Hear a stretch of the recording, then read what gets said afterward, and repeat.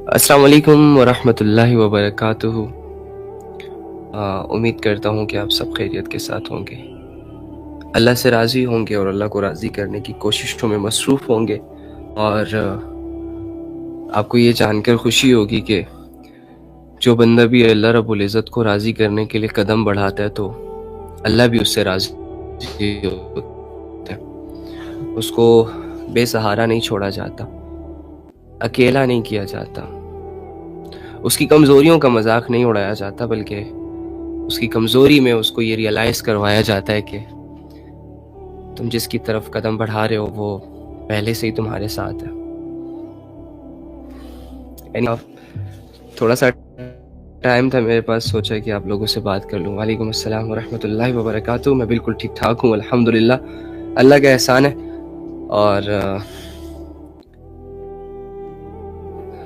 I hope کہ آپ لوگ بھی ٹھیک ہوں گے۔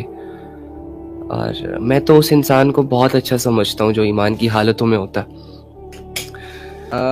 بھائی میں زنا سے نہیں بچ سکتا، دیکھیں اللہ تعالیٰ نے قرآن میں ڈائریکٹلی زنا سے بچنے کا نہیں کہا، بلکہ بہت باریک بینے سے ہمیں بچنے کا کہا ہے۔ وَلَا تَقْرَبُوا الزِّنَا، زنا کی طرف لے جانے والے ایلیمنٹس، وہ راستے، وہ سورسز، ان کے بھی قریب مت جاؤ۔ تو سوچو یہ کتنا، اور یہ زنا ایک ایسی چیز ہے جس کا عذاب اس دنیا میں ہی مل جاتا ہے، ایک ایسا گناہ ہے، اس کا چہرہ بے نور ہو جاتا ہے زنا کرنے والوں کا، اور ان کی جو عقلیں ہیں وہ مر جاتی ہیں، ان کے دل جو ہیں وہ سخت ہو جاتے ہیں۔ شیطان ان کو بہکانے کے لیے شیطان کو اتنی محنت ہی نہیں کرنی پڑتی۔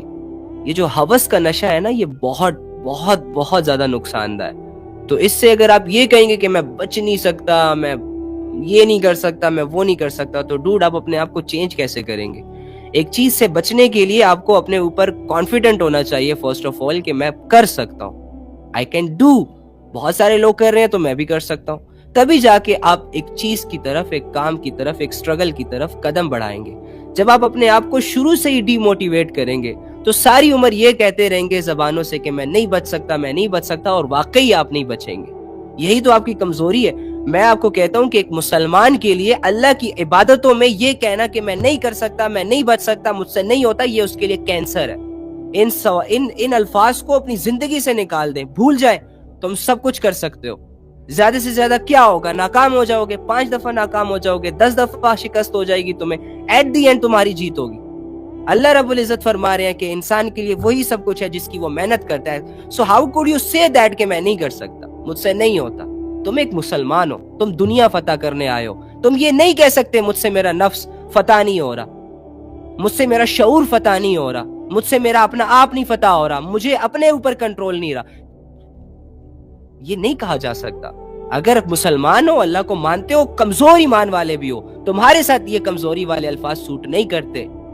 تم کہو میں کر کے دکھاؤں گا، میں کرنے والا بنوں گا، یہ آپ کی اسٹرینتھ ہے۔ آپ تو وہ الفاظ ہی بولنا چھوڑ دیا، آپ لوگوں نے اتنے مایوس ہو گئے ہو۔ چلتی پھرتی لاشوں کی طرح اپنی زندگی نہ گزارو، میدان میں اترا کرو، اور میدان میں اترنے کے بعد لڑا کرو۔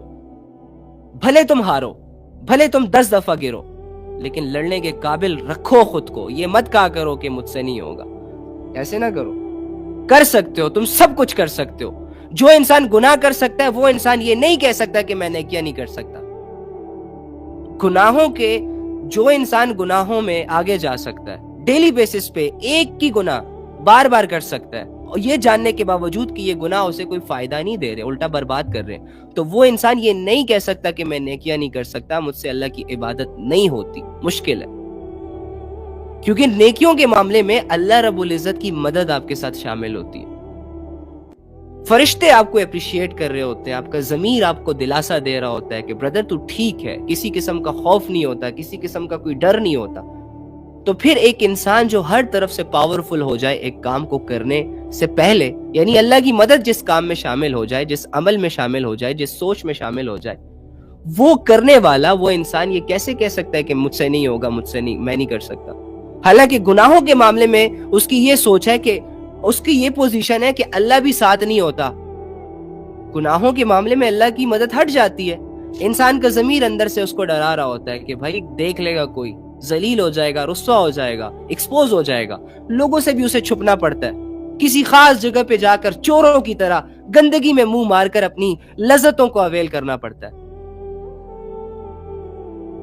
اتنی کمزور سچویشن میں جو انسان گناہ کر سکتا ہے وہ انسان نیکیاں بھی. توبہ بار بار ٹوٹ جاتی ہے, ٹوٹنے دے, توبہ ٹوٹتی رہتی ہے, کوئی مسئلہ نہیں, کرتے رہیں. آپ بار بار جوڑنے کی کوششیں کریں, جتنی بار ٹوٹے تب.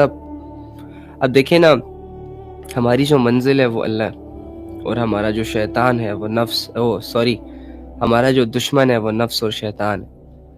تو منزل تک نفس اور شیطان تو آپ کو ایسے آسانی سے نہیں پہنچنے دے گا. ظاہری سی بات ہے, آپ کو گرانے کی کوششیں کی جائیں گی, آپ کو تھکانے کی کوششیں کی جائیں گی, آپ کے راستوں کو بدلنے کی کوششیں کی جائیں گی. تو یہ ساری چیزیں آپ کو پتہ ہونی چاہیے نا کہ میرے ساتھ راستے میں اپنی منزل کو پہنچتے ہوئے یا اس سفر میں میرے ساتھ یہ معاملات پیش آ سکتے ہیں. تو اس کے لیے آپ کو تیار رہنا چاہیے, آپ کو سلیوشنز سامنے رکھ کر ایک سفر شروع کرنا چاہیے کہ اگر آپ گرے تو آپ کو پھر سے اٹھنا ہے.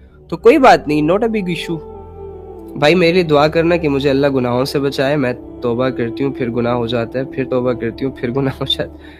یعنی کہ آپ سیریسلی ابھی تک آپ کو یہ ایک بات سمجھ نہیں آ رہی کہ آپ کو اپنی کمزوریاں ایکسیپٹ کرنی ہی نہیں آ رہی. آپ لوگ ان چیزوں کی وجہ سے کنفیوز ہیں جو کہ مسئلہ ہے ہی نہیں.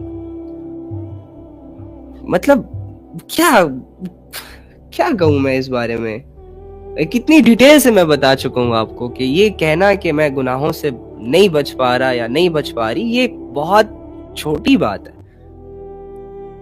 اوکے فائن, اگر آپ گناہوں سے نہیں بچ رہے تو نیکیوں سے بھی تو آپ کو نہیں بچنا چاہیے نا. اگر آپ گناہ کر رہے ہو تو ساتھ میں پھر نیکی بھی کر لو, اور توبہ تو سب سے بڑی نیکی ہے. تو توبہ کرنے سے تو تھک جاتے ہو, بیزار ہو جاتے ہو, بار بار کرتا ہوں یہ سوچ آ جاتی ہے, بار بار ٹوٹ جاتی ہے, یہ سوچ آتی ہے. کیا گناہوں کو لے کر یہ سوچ نہیں آ سکتی کہ ایک ہی گناہ 10 دفعہ کر چکا, یار کب تک کروں گا, چھوڑ دیتا ہوں. توبہ کو چھوڑنا آسان ہو جاتا ہے, گناہوں کو چھوڑنا آسان نہیں ہوتا. مجھے بہت گندے اور کفریات وسوسے آتے ہیں, میں کیا کروں. دیکھیں وسوسوں کی, جیسے کہ میں آپ کو کہتا ہوں کہ کوئی اہمیت نہیں ہے. اللہ رب العزت نے آپ سے وسوسوں کا بالکل نہیں پوچھنا کہ آپ کو وسوسے کیوں آتے رہے. آپ کی جو آخرت جس چیز پر کھڑی ہے وہ آپ کے اعمال پر ہے. اگر آپ کے اعمال خراب ہوں گے, کفریہ ہوں گے, شرکانہ ہوں گے یا پھر بے حیا ہوں گے, تب جا کے آپ کو سیڈ ہونا چاہیے, پریشان ہونا چاہیے. جہاں تک خیالات اور وسوسوں کی بات ہے تو یہ صحابہ کو بھی آتے رہے اس طرح کے. بعض صحابہ ہمارے نبی صلی اللہ علیہ وآلہ وسلم کے پاس آتے ہیں اور ان سے یہ کہتے ہیں کہ یا رسول اللہ, ہمیں ایسے وسوسے آتے ہیں کہ ہم زبان سے ان کو بیان تک نہیں کر سکتے اللہ کے بارے میں. تو رسول اللہ صلی اللہ علیہ وآلہ وسلم بھی ان کو یہی کہا کرتے تھے کہ ریلیکس رہیں, کوئی اتنی بڑی بات نہیں ہے, بس اپنے اعمال پہ فوکس رکھیں کہ آپ کے عمل نہیں بگڑنے چاہیے. وسوسے بگڑ گئے کوئی بات نہیں, شیطان کے پاس ایک یہی تو دروازہ ہے جس سے اس نے انٹری مارنی ہے اور انسانوں کو بہکانا ہے, کنفیوز کرنا ہے.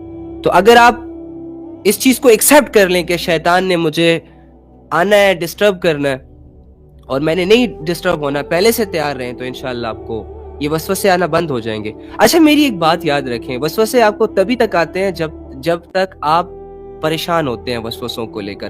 جیسے ہی آپ وسوسوں کو لے کر آزاد ہوتے ہیں, پریشان ہونا بند کرتے ہیں, وسوسے آنا بند ہو جاتے ہیں, پھر آپ کے نئے مسئلے شروع ہو جاتے ہیں. تو وسوسوں کو اگنور کریں. بھائی آخرت پر یقین نہیں آتا, پلیز آنسر, کیسے یقین نہیں آتا؟ دیکھو یقین تو ہمیں بہت ساری چیزوں پہ نہیں آتا, اس کا یہ مطلب تو نہیں ہے کہ ہم یقین کرنا بند کر دیں. آپ کو اور بے یقینی شیطان کی طرف سے.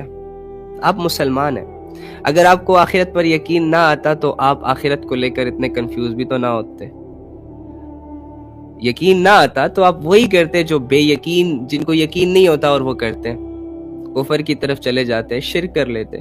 لیکن الحمدللہ آپ کے دل میں یقین ہے میرے بھائی, تبھی تو آپ کو کھٹکا لگ رہا ہے, تبھی تو آپ کو ڈاؤٹس ہیں, تبھی تو آپ کا دل ادھر جاؤں ادھر جاؤں, یہ کروں وہ کروں, ان چیزوں میں یقین ہے آپ کو کہ آخرت ہے. ہر بندے کو یقین ہے, ایون کہ بہت سارے نان مسلمز کو یقین ہے کہ مرنے کے بعد دوبارہ اٹھنا ہے, نرگ و سورگ میں جانا ہے. تو ہمیں آخرت کا یقین کیسے نہیں ہو سکتا؟ آپ کے دل میں یقین ہے, بس آپ کو وہ یقین سمجھنے نہیں دے رہا شیطان, چونکہ وہ ہمارا دشمن ہے اور اسے پتا ہے کہ اس بندے کے اندر تو بڑی صلاحیتیں ہیں, یہ بندہ تو بہت آگے نکل سکتا ہے, لیکن جب تک میں اسے آخرت کے معاملے میں کنفیوز رکھوں گا اس سے کوئی تیاری نہیں ہوگی. جب یہ تیاری نہیں کرے گا تو بہت ساری امت اس کے خیر سے محروم رہے گی. یہ کنفیوز رہے گا, چہرہ لٹکا کے اپنی زندگی گزارے گا, پراپر طریقے سے عمل نہیں کر پائے گا. تو دیکھیں شیطان کا مشن سکسیسفل ہو رہا ہے آپ کے اس پریشان رہنے کی وجہ سے.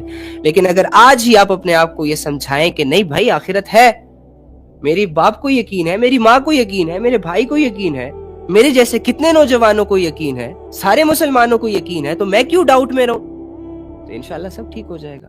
ایکچولی میں یہ جو انسیٹسفیکشنز ہوتی ہیں نا, یہی میں وہی تو کہتا ہوں کہ آپ کو شیطان وہاں سے ہٹ کرے گا جہاں سے آپ اپنے آپ کو کمزور سمجھیں گے.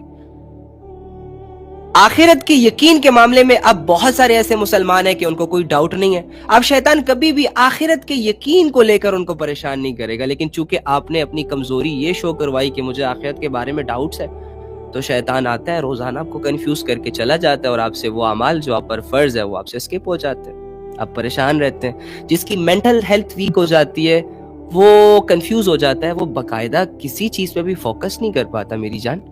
تو چھوڑیں اس ڈاؤٹس کو, بہت رہ لیا ان ڈاؤٹس میں, اپنے اس تھوڑے سے یقین کو یقین میں بدلیں, ٹھیک ہے. تو اینی ہاؤ کوئی یہ نہ کہا کرے کہ میں نہیں کر سکتا. ایک عمل میں اگر آپ کمزور ہیں تو آپ پر یہ فرض ہوتا ہے کہ اس کمزوری کو دور کریں, پھر چاہے آپ کو سال لگ جائے, 2 سال لگ جائے, یا پوری زندگی لگ جائے. اگر آپ کوششوں میں ہیں تو آپ کی یہ کوشش مجاہدہ کہلائے گی, ایفرٹ کہلائے گی, عبادت کہلائے گی.